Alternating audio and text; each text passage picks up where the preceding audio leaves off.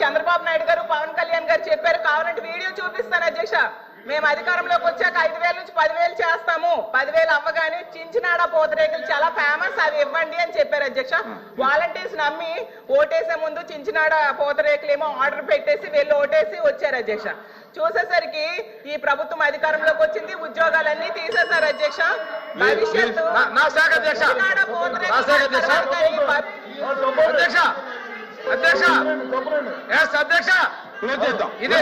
ఇదే సభలో 2023 ఆగస్టు నుంచి వాళ్ళు పెట్టిన వాలంటీర్లు రెన్యువల్ చేయలేదు అధ్యక్ష. రెన్యువల్ చేయకుండా లేని వచ్చి రాజీనామాలు డ్రామాలు ఆడతారు వీళ్ళు. మేము అనుకున్నాం బయట ఉన్నాం అధ్యక్ష, ఉన్నారేమో రెన్యువల్ చేస్తే జీతాలు ఇద్దాం అనుకున్నాం అధ్యక్ష. రెన్యువల్ చేద్దామని చూస్తే వాళ్ళు లేరు అధ్యక్ష. లేని వాళ్ళకి ఇవ్వలేకపోయాం, అసత్యాలు మాట్లాడతారు అధ్యక్ష. వీళ్ళు ఎంత పాల్కులాడినా ఎంత సానుభూతి చూసినా వీళ్ళు చేసిన ద్రోహాన్ని వాళ్ళు గమనించారు అధ్యక్ష, వీళ్ళు చేసిన మోసాన్ని గమనించారు అధ్యక్ష. ప్రజలు వీళ్ళు తిరస్కరిస్తే వీళ్ళు ఇంకా నీతులు మాట్లాడతారు అధ్యక్ష. అయిపోయింది, 11 కూర్చోబెట్టారు.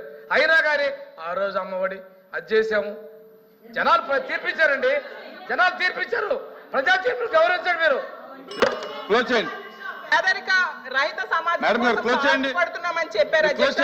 ఈ పథకాలన్నీ ఆపిస్తే, అలాగే చదువు, ఆరోగ్యం, ఉపాధి అవకాశాలు దెబ్బతీస్తే పేదరిక రహిత సమాజం వస్తుందా అని అడుగుతున్నాను అధ్యక్ష. చివరగా అధ్యక్ష కూర్చోండి. సుమారుగా 1,50,00,000 మందికి ఆడబిడ్డ నిధి ఇస్తామని చెప్పారు. వారందరూ కూడా ఎదురు చూస్తా ఉన్నారు.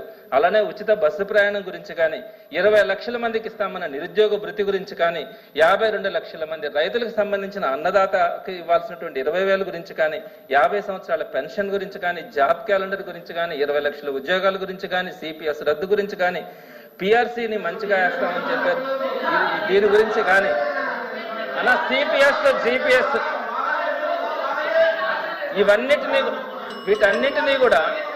వీటన్నిటినీ కూడా ఎక్కడా ప్రస్తావించకుండా ఈ గవర్నర్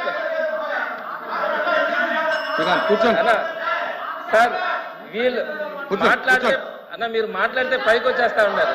మాట్లాడిని అన్న మీరు చెప్పిన దీంట్లో చదవండి అన్న, నేను ఇస్తాను, మీ దగ్గర బుక్ ఇస్తానన్న, నేను పంపిస్తాను సార్, మీకు నేను పంపిస్తాను సార్. వాళ్ళు ఇచ్చినటువంటి మేనిఫెస్టోలో సిపిఎస్ గురించి దీంట్లో ఉంది సార్. దయచేసి నన్ను కొంచెంసేపు మాట్లాడింది అన్న సమాధానం చెప్తారు. అదేవిధంగా ప్రభుత్వం ఏర్పడిన తర్వాత మొట్టమొదటి సంతకం 16,347 మంది సంబంధించి మెగా డిఎస్సి అన్నది ప్రకటించారు అధ్యక్ష. అది సుమారుగా అధ్యక్ష, ఇక్కడ బాధాకరమైందంటే నేను కూడా ఒక టీచర్గా పనిచేశాను అధ్యక్ష. సుమారుగా 5 లక్షల మంది సంవత్సరం రోజుల నుంచి ప్రైవేటు ఉద్యోగాలు చేసుకుంటా ఉంటే వారందరూ కూడా ప్రైవేటు ఉద్యోగాలు మానేసి ప్రిపేర్ విద్యార్థి మిత్రాన్ని మేము ఇంప్లిమెంట్ చేస్తా ఉన్నాం అధ్యక్ష. సంతోషమే, అదంతా కూడా గత ప్రభుత్వం ఇచ్చినటువంటి కిట్స్ ని పంచడం కూడా జరిగింది. ఇకపోతే మనబడి మన భవిష్యత్తు ద్వారా మౌలిక సదుపాయాలు ఆధునీకరిస్తున్నామని చెప్పి దీంట్లో మెన్షన్ చేశారు అధ్యక్ష. నేను ఒక విషయం చెప్తాను అధ్యక్ష, నాడు నేడని గత ప్రభుత్వం తీసుకొని వస్తే అవన్నీ ఇన్కంప్లీట్ అయి ఉన్నాయి అధ్యక్ష. మీకు తెలుసుంటుంది, చాలా దగ్గరలో ఆ ఇన్కంప్లీట్ అయిన బిల్డింగ్స్ దగ్గరికి పిల్లలు వెళ్ళి పట్టుకుంటే దాని కింద పడి చనిపోయారు అధ్యక్ష. నెల్లూరులోనే ఒక అబ్బాయి చనిపోయాడు అధ్యక్ష. మరి ఇవన్నీ కూడా కంప్లీట్ చేయమని చెప్తామని ఏదైతే ఇప్పుడు మనబడి మన భవిష్యత్తు కింద పెండింగ్ లో ఉన్నటువంటి పనులన్నీ కూడా ఈ అకాడమిక్ ఇయర్ లో పూర్తి చేస్తామనే పదం కూడా చెప్పకుండా అవన్నీ కూడా మేము చేస్తా ఉన్నామని చెప్పడం. ఇంకొక విషయం అధ్యక్ష, 28వ పాయింట్లో 9 విశ్వవిద్యాలయాలకు వైస్ ఛాన్సలర్ నియమించామన్నారు అధ్యక్ష. వైస్ ఛాన్సలర్ నియమించడం అనేది గవర్నమెంట్ చేస్తున్నటువంటి రెగ్యులర్ ప్రాసెస్. ఇక్కడ నేను ఒక విషయాన్ని మీ దృష్టికి తీసుకొని వస్తాను అధ్యక్ష. ఏ ప్రభుత్వాలు మారొచ్చేమో కానీ వైస్ ఛాన్సలర్ వ్యవస్థ మాత్రం కంటిన్యూగా కొనసాగుద్ది అధ్యక్ష. దేశంలో ఎక్కడా లేకుండా ఒక్క ఆంధ్ర రాష్ట్రంలో మాత్రమే ఈ గవర్నమెంట్ వచ్చిన తర్వాత 17 మంది వైస్ ఛాన్సలర్లని బలవంతంగా రాజీనామాలు చేయిస్తారు అధ్యక్ష. ఈ ప్రాసెస్ అన్నది ఇప్పటి వరకు ఎక్కడ కూడా జరగలేదు అధ్యక్ష. నిరూపించుకోనండి. I'm challenging the member, I'm challenging in this house. నిరూపించుకోనండి, ఎవరు బెదిరించారు నిరూపించుకోనండి. ఇప్పుడు ఎవరు బెదిరించారబ్బా? I'm challenging you, I'm challenging the member to prove in this house. అధ్యక్ష, ఇదే సత్యదూరం మాటలు. ఏపీఎస్సీ చైర్మన్ అందరూ తప్పులు చేశారంటే రాజీనామా చేసి పారిపోయారు. మేము ఎక్కడ? ఐఎమ్ ఛాలెంజింగ్ యూ మెంబర్, నిరూపించండి. ఉచ్చ మారడం కాదు. నేను అధ్యక్ష ప్లీజ్ కూర్చోండి. నేను ఛాలెంజ్ చేస్తున్నా. నో అధ్యక్ష, గౌరవ సభ్యులు నేను ఛాలెంజ్ చేస్తా. నిరూపించాలి హౌస్ లో అధ్యక్ష. మీ ద్వారా challenging the member. This not correct.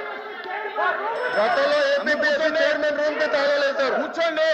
గతంలో ఏపీపీఎస్సీ చైర్మన్ రూమ్ లో రానికూడదు చేశారు. లోకేష్ గారు మాట్లాడుతున్నారు, మీరు కూర్చోండి. నో నిరూపించాలి అధ్యక్ష. కూర్చోండి. చెప్పారు తోట త్రిమూర్తుల గారికి, మీకు సెలెక్టివ్ హియరింగ్ అనుకుంటా. బెదిరించాం, భయపడిచ్చాం, బయటికి పంపించాను. I'm challenging you. ఆధారాలు పెట్టండి. హౌస్ లో ఆధారాలు పెట్టండి. I'm standing here.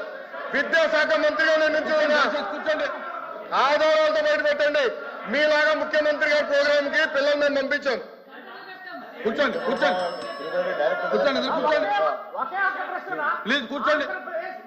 నో అధ్యక్ష, అది విత్డ్రా చేయాలి అధ్యక్ష. కూర్చో. అది విత్డ్రా చేయాలి అధ్యక్ష. బెదిరించాం, భయపడిచ్చాం. కూర్చోండి, దయచేసి కూర్చోండి. ఎవరు బెదిరించారు చెప్పాలి అధ్యక్ష. మీరు కూర్చోండి. మీరు గౌరవ సభ్యులు చెప్పాలి అధ్యక్ష. ఇది అన్ఫేర్. సత్యదూరం మాటలు అధ్యక్ష. ఇది ఇవన్నీ సత్యదూరం మాటలు చెప్పాలి అధ్యక్ష. 1 minute. ఒక్క నిమిషం.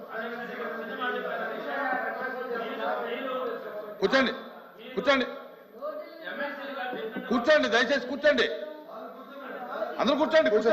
మీరు అందరూ కూర్చోండి.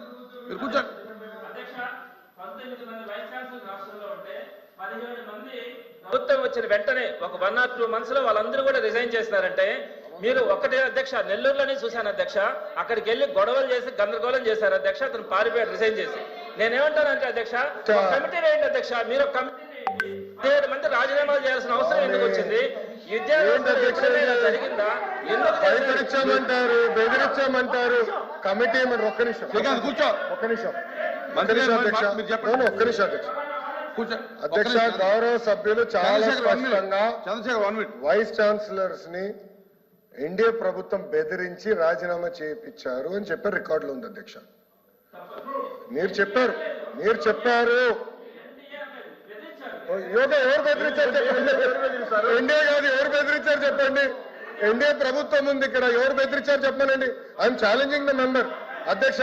ఏదో రాయేస్తాం, మేమేదో మట్టేస్తాం, తర్వాత మీరు దులుపుకోండి అంటే ఏంటి అధ్యక్ష? ఇది పెద్దల సభ. వాస్తవానికి దగ్గరగా మాట్లాడాలి కదా అధ్యక్ష.